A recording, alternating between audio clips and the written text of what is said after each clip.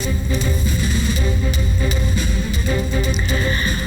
my memo tonight, I ask, is COVID-19 over in Kenya, or is one pandemic replacing another? When the first case of COVID-19 was discovered in Kenya, the president converged a presser at the steps of Harambee House, flanked by health ministry officials as well as administrative and security officials. It was a big event, and the announcement was one of public prominence.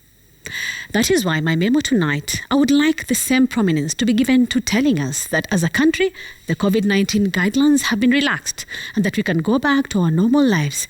That is if the guidelines apply to everyone, leaders and Wanjiku alike. As a country, we also need to know whether we have two sets of laws, one for the political leaders and others for the citizenry. Because leaders can't keep reminding us to wash our hands, maintain social distancing, and follow Ministry of Health guidelines to keep COVID-19 at bay while they keep flouting the same rules. Dear Kenyan leaders, your words are not being matched by your actions. For instance, today the president went to Kenyatta University Hospital and spoke at length about COVID-19. Minutes later, he was meeting a crowd of people who are neither wearing masks nor maintaining social distancing.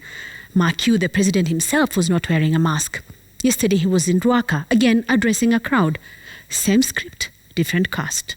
No social distancing, no masks. ODM leader Raila Odinga attended a meeting in Taita Taveta.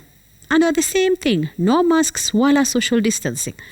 Today, DP William Ruto was addressing a crowd in Kisii. Yesterday, he was in Pipeline and Athi River. Again, no masks, no social distancing. Watu walikuwa wakibanana kama kawaida katika mikutano ya kisiasa kabla ya janga la corona. These meetings fly in the face of what we are being told. Oh, don't let down your guard down. Oh, we are not out of the woods yet. Which woods, I dare ask? In fact, today Governor Okoth Obado of Migori amesema hakuna corona, imekwisha. Na sasa watu waache kuvaa masks and go about their lives as normal because according to him, corona is long gone.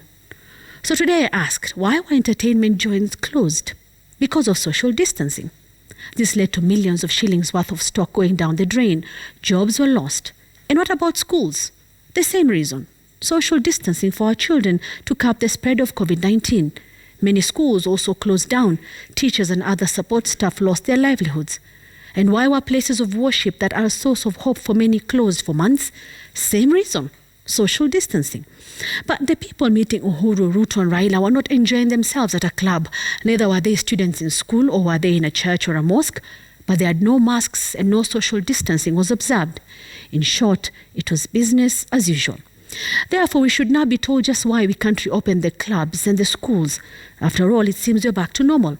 At least that is what our leaders are showing us. Let us have weddings and burials with more than 100 people without masks or social distancing. Let us walk around as though corona was a figment of our imagination. COVID-19 has affected millions of Kenyans, with many losing their jobs and businesses. Some of those are the ones whose livelihood involved events organizing. Such business people employed others and organized different events, but now they're unable to do so because events were all cancelled. But what is the difference between, let's say, a music concert and the meetings addressed by the leaders who end up singing and dancing anyway? There isn't a difference, I say. Therefore, tonight I ask, what is COVID-19? Who is COVID-19? Ulisikia wapi? The government should just call off the restrictions and let us end the pretense that we have COVID-19 restrictions in place. Wafungue nchi, kila mtu apambane na hali yake. And that is my memo.